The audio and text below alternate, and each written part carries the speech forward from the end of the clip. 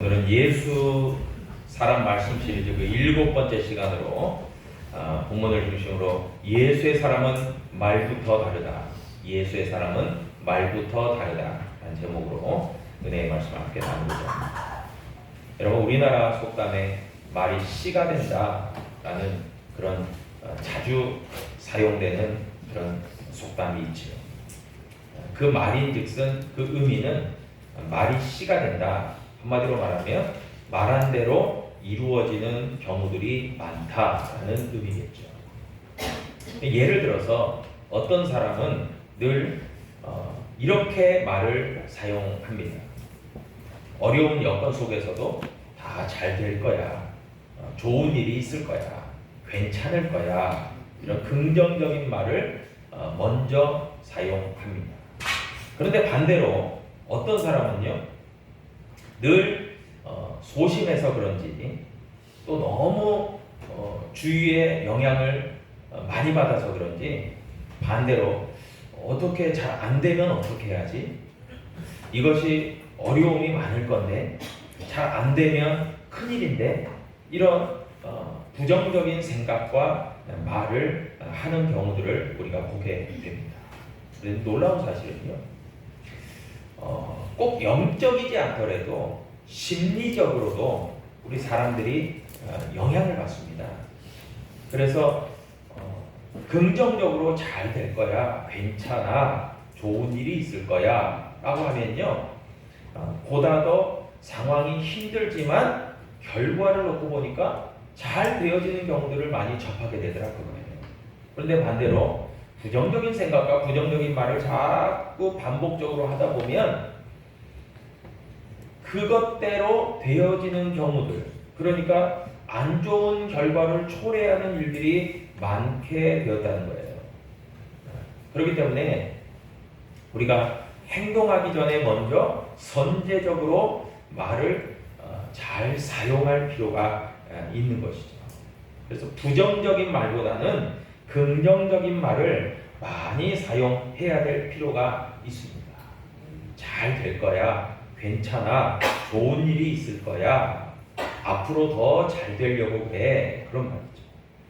여러분, 우리 속담에 말에 관한 관련되어진 속담들이 참 여러 개 있더라고요. 제가 한번 찾아봤어요. 다 익히 아시는 내용일 겁니다. 말 한마디로 천냥빚을 갚는다. 그렇죠?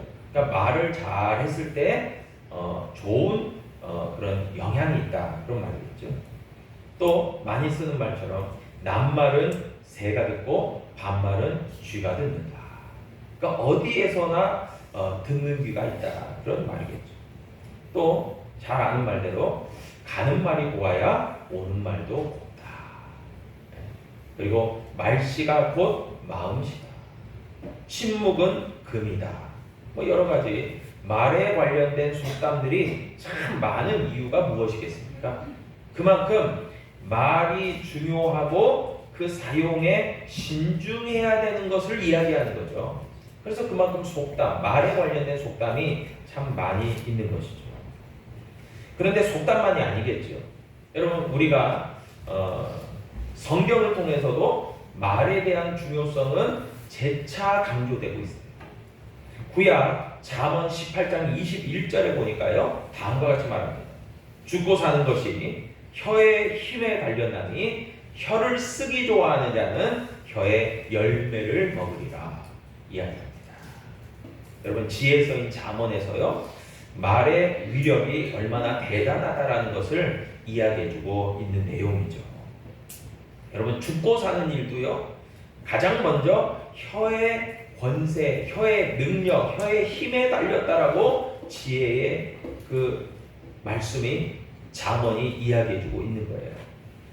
그만큼 말을 잘 사용하면 좋은 일이 있다, 그렇게 우리에게 조언해주고 있는 것이죠. 그런데 실제적으로 놓고 보면 오늘 본문 말씀 에베소서 4장 29절 말씀이 말의 중요성, 말의 사용에 대해서 직접적인 어떤 그런 내용을 우리에게 시사해주고 있습니다. 오늘 본문 우리가 읽었지만, 무릇 더러운 말은 너희 입 밖에도 내지 말고 오직 덕을 세우는 데 소용되는 대로 선한 말을 하여 듣는 자들에게 은혜를 끼치게 해라 라고 말씀하고 있죠. 여러분, 에베소서 4장은 처음에 어떻게 시작하냐면 우리가 하나님의 부르심을 받은 성도답게 합당한 생활을 해야 된다라고 에베소서 4장이 1절부터 시작을 해요. 그러면서 그리스도의 몸으로서 우리가 성령 안에서 하나됨을 이루어가야 된다. 그러기 위해서 무엇보다도 선한 말을 하여 다른 이들에게 은혜를 끼쳐야 된다라는 말로 오늘 29절이 얘기하고 있는 거예요. 이게 연결점이 있습니다. 그래서 에베소서 4장 1절로 3절에 보니까요, 이렇게 시작합니다. 주 안에서 갇힌 내가 너희를 권하노니 너희가 부르심을 받은 일에 합당하게 행하여 모든 겸손과 온유로 하고 오래 참음으로 사랑 가운데서 서로 용납하고 평안에 매는 줄로 성령이 하나 되게 하신 것을 힘써 지키라 라고 말씀하고 있거든요. 여러분, 우리가 그리스도께 속한 그리스도인이죠. 그렇기 때문에 우리가 그리스도인답게 생활하라는 거예요. 그래서 말에 신중함이 필요하다. 선한 말을 해서 은혜를 끼쳐라 라고 이야기하는 거죠. 여러분, 차라리 선한 말을 하기 쉽지 않으면 침묵해라. 침묵도 사실 중요한 어떤 표현의 방식이다. 그런 얘기도 하고 있는 거예요. 그만큼 말의 사용에 있어서는 신중해야 된다라는 얘기를 하고 있는 거죠. 여러분, 오늘 그 에베소서 본문이 배경이 되는 교회가 에베소 교회입니다. 여러분, 에베소 교회는요, 사도 바울이 참 사랑하고 애정하고 사역을 오래 했던 교회입니다. 좋은 교회예요. 은사도 많이 일어났고요. 그리고 주를 향한 열심도 뛰어났던 교회였습니다. 그런데 문제가 생겼어요. 문제가 있어요.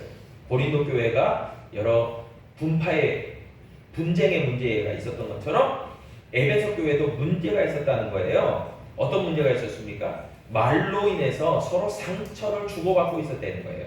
에베소서 2장 10절에 보니까요, 우리는 그가 만드신 바라 그리스도 예수 안에서 선한 일을 위하여 지으심을 받는 자니 이 일은 하나님이 전에 예비하사 우리로 그 가운데서 행하게 하려 하심이라. 여러분, 우리가 주님의 부르심을 받은 주의 백성이에요. 주님께 속한 자녀들이에요. 그런데 주 안에서 선한 일을 행하여 지으심을 받았음에도 불구하고 서로 분쟁이 일어나고 서로가 미워하고 비방하고 욕하고 이것은 옳지 않다고 사도 바울이 얘기해주고 있는 거예요. 그래서 에베소서 4장 29절 오늘 본문 말씀해 보니까 더러운 말은 너 입 밖에도 내지 말라 라고 얘기해요. 여러분, 여기에서 사용된 더러운 말의 헬라어 원어가 사프로스인데요. 사프로스. 이 사프로스는요, 어떤 의미를 갖고 있냐면, 예를 들어서 과일이나 생선이 썩으면, 부패하면 냄새가 심합니다. 여러분, 그렇죠? 예, 과일 썩은 냄새를 한번 맡아본 적이 있으십니까? 생선이 오래돼서 방치돼서 썩은 냄새를 맡아보신 적이 있습니까? 여러분, 굉장히 악취가 나는 거예요. 썩은 냄새가 납니다. 더러운 냄새가 납니다. 그것의 의미가 사프로스인데요. 그게 더러운 말과 동일하다라고 얘기하고 있습니다. 그렇기 때문에 더러운 말은요, 악취가 나는 말이에요. 그래서 주변을 다 더럽게 합니다. 네, 찡그리게 만듭니다. 네, 그게 사프로스, 더러운 말이에요. 그리고 그 찡그리게 할 뿐만이 아니에요. 다른 사람들의 마음에 상처를 주는 거예요. 스크래치가 납니다. 그래서 더럽고 악한 말이 우리가 주의해야 될 말인 것이죠. 입 밖에도 내지 말아야 될 말이라고 오늘 성경이 말씀하고 있는 겁니다. 여러분, 더럽고 악한 말을 조금 더 구체적으로 이야기하자면 이런 것일 겁니다. 네. 첫 번째는요, 다른 사람에게서 희망을 빼앗아버리는 말, 그게 더러운 말. 내가 사용하는 말 중에 이런 말이 있나 한번 주의 깊게 한번 생각해 보시기 바랍니다. 다른 사람에게서 희망을 뺏어요. 그러니까 이런 표현이죠. 너는 해봤자 안 돼. 너는 태생부터 잘못했어. 너는 잘 될 수가 없어.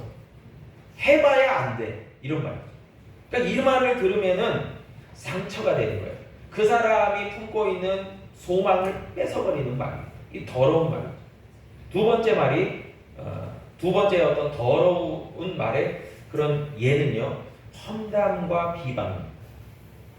여러분, 우리가 느헤미야 강해를 통해서 느헤미야서에서 이미 살펴봤듯이 느헤미야와 이스라엘 백성들이 성벽 재건을 위해서 애쓰고 수고하고 주의 일을 감당할 때에 산발락과 도비야 같은 대적들이요 뭐라고 험담하고 비방했냐면, 느헤미야와 이스라엘 백성들을 향해서 여우가 올라가도 그 성벽은 곧 무너질 거다, 그렇게 험담을 하고 비방을 했다는 거예요. 여러분, 이 말이요 더러운 말입니다. 그래서 산발락과 도비야도요 더러운 존재들이에요. 여러분, 세 번째 어떤 예가 있다면 불평과 원망의 말일 겁니다. 우리의 입에서 이런 말이 나오는지 한번 생각해 보시기 바랍니다. 아, 짜증나. 네. 매사에 어떤 일이 힘든 일도 있겠죠. 다 좋기만 하겠습니까? 그런데 일하면서 아, 짜증나 이런 말. 네. 힘들어 죽겠어 이런 말. 아, 못하겠어. 왜 나만 갖고 그래? 뭐 이런 말. 네. 너무하네. 뭐 이런 말. 네. 우리 예은이가 자주 사용하는 너무하네. 지금 저기 보이프렌드 재현이가 앉아 있는데 재현이가 많이 들었나 봐요. 너무하네. 네. 도대체 왜 나만 갖고 그래? 네. 이런 말, 내 입에서도 나오고 있는지 한번 체크해 보시고. 그리고 네 번째를 보니까 더러운 말의 특징적인 말이 정죄의 말. 정죄. 너는 천벌을 받을 거야. 너는 저주받아야 마땅해. 누가 그런 말을 좀 사용하시나 봐요. 우리 성가대에서 웃음소리가 자꾸 나오는데, 너 같은 건 원래 안 돼. 될 수가 없어. 이런 정죄의 말. 그러니까 그거를, 그 사람을 묶어버리는 말이죠. 여러분, 저주의 말 절대 하지 마시길 바랍니다. 그 사람을 묶어버리는 거예요. 여러분, 우리가 하나님이 아닌데 우리가 하나님 같이 굴면 안 돼요. 저주와 심판을 내리실 수 있는 분은 하나님 한 분이에요. 그런데 왜 우리가 하나님처럼 그렇게 저주를 퍼붓고 심판을 받을 거야? 왜 그럽니까? 그러면 안 돼요. 우리 정죄의 말을 해서는 안 됩니다. 여러분, 그래서 이런 사프로스, 더러운 말, 이런 말을 우리가 듣게 되면요, 의기소침해져요. 낙심해요. 절망합니다. 스스로를 비관합니다. 안 된다라고 자책합니다. 그 마음의 상처를 받고 급기야는 자기 자신을 자학하게 되고, 그리고 하나님을 원망하게 됩니다. 여러분, 이것들이 더러운 말이에요. 그래서 이런 더럽고 악한 말은 오늘 본문 에베소서 4장 29절에 얘기하죠. 입 밖에도 내지 말아라. 입 밖에도 내지 마라. 그 말은 뭐예요? 한마디도 하지 마라. 사용하지 마라. 그 말을 내가 내뱉지 마라. 여러분, 본문이요 뭐라고 말합니까? 그런 말은 입 밖에도 내지 말고 은혜를 끼치고 덕을 세우는 선한 말을 해라. 여러분, 선한 말은 아까 제가 언급했던 그 네 가지의 특징의 반대 표현이겠죠. 상대방에게 용기를 북돋아주고 희망을 품게 하고 그 사람을 다시금 일으키는 말이 바로 선한 말이죠. 넌 할 수 있어. 괜찮아. 다시 하면 돼. 지금이 끝이 아니야. 이제부터 다시 시작하면 돼. 걱정하지 마. 내가 도와줄게. 이런 말이죠. 여러분, 선한 말은요, 더럽고 악한 말과는 달리요, 여러분, 그 사람을 따뜻하게 합니다. 그 사람을 부드럽게 합니다. 상처를 싸매어 줍니다. 찌르는 말이 아니라요, 싸매어 주는 말이에요. 빼앗는 말이 아니라요, 공급해 주는 말입니다. 이기적인 말이 아니라요, 이타적인 말입니다. 그래서 차갑지 않습니다. 따뜻합니다. 말부터가 따뜻하죠. 때를 모르고 하는 말이 아니라 시기적절한 말을 합니다. 아프게 하는 말이 아니라 치유하고 보살피는 말을 합니다. 죽이는 말이 아니라 살리는 말을 합니다. 그래서 선한 말은 은혜를 끼치고 덕을 끼치는데, 은혜가 헬라어로 카리스라고 하는데, 이 카리스의 뜻이 값없이 주시는 하나님의 사랑을 뜻하죠. 여러분, 그래서 선한 말을 하는 사람은요, 그 사람에게 값없이 사랑을 베푸는 존재인 것이죠. 그래서 이처럼요, 우리가 그리스도인답게 에베소서 4장이 얘기하는 것처럼 너희가 하나님의 부르심을 받은 그리스도인답게 행하려면 말부터 신중하게 사용하고 선한 말을 해야 된다라는 말을 오늘 본문이 이야기해주고 있는 거예요. 여러분, 그런데 그렇게 선한 말을 해야 된다는 것을 우리가 잘 알고 있음에도 이게 잘 안 되는 게 문제입니다. 그렇죠? 저도 역시 마찬가지예요. 마음은 그게 아닌데 자꾸 안 좋은 말이 나올 때가 있어요. 네, 험한 말이 나올 때가 있어요. 내가 원치 않는 말이 나올 때가 있어요. 그래서 스스로도 좀 조심하는데 안 될 때가 있어요. 여러분, 그래서 우리가 늘 언제나 그리스도의 장성한 분량에 이를 때까지 우리가 주의하고 애쓰고 노력하고 습관화해야 될 필요가 있는데요. 여러분, 그게 잘 안 되는 이유가 뭘까요? 네, 첫 번째로 보니까요.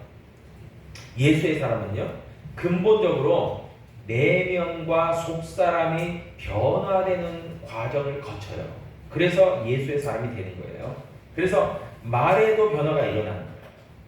그래서 우리가 왜 자꾸 안 되냐, 그것이 자꾸 습관이 안 되냐, 그러면 예수의 사람으로 변화되어가는 과정 가운데 있는 거예요. 아직 성숙함에 이르지 못했고 과정 중에 있다라고 생각하면 돼요. 그런데 너무 낙심하지 마십시오. 과정 중에 있기 때문에 시간이 지나면서 좋아지고 잘 되고 성숙하고 성장할 것입니다. 할렐루야. 너무 낙심하지 마십시오. 아이, 나는 늘 그냥 악하고 더러운 말을 자주 하는 것 같아. 여러분, 낙심하지 마십시오. 지금부터 하시면 됩니다. 지금부터, 오늘부터 당장 그렇게 시작하시면 됩니다. 여러분, 예수의 사람은요, 그렇기 때문에 내면이 속사람이 바뀌었기 때문에 말에도 변화가 일어난 거예요. 마태복음 15장 28절에 얘기합니다. 입에서 나오는 것들은 마음에서 나오나니 이것이야말로 사람을 더럽게 하는가. 여러분, 하나님께서는요, 가장 먼저 우리의 내면, 속사람, 그 마음을 중요하게 여기십니다. 우리가 마음이 변화되니까 말도 변화되는 거예요. 그래서 악한 마음에서 악한 말이 나오고요, 더러운 말이 나오고요, 착하고 선한 마음에서 선하고 덕스럽고 복된 말이 나오는 거예요. 마음이 출발점이에요. 마음이 근원이에요. 그래서 마음이 문제가 생기면 말에 고장이 납니다. 마음이 순탄하지 않는데 말이 잘 나올 리가 없어요. 그래서 마음은 원인이라고 할 수 있고 말은 결과물이라고 할 수 있는 거예요. 그래서 말이 뭔가 고장이 났다, 뭔가 이상하다, 여러분, 마음을 체크해봐요. 저 사람의 마음이 좀 문제가 있는 건데, 그러니까 말이 저렇게 나왔지라고 체크를 해봐야 되는 거예요. 그렇기 때문에요, 예수의 사람은요, 내면 속사람이 새롭게 되고 변화되었기 때문에 더 이상 악하고 더러운 말이 아니라 선하고 덕스럽고 은혜를 끼치는 말이 가능해지는 줄로 믿으시길 바랍니다. 네, 그렇게 우리가 힘써야 되겠죠. 여러분, 두 번째는요, 예수의 사람은요, 예수 그리스도께 속한 종이기 때문에 말이 다릅니다.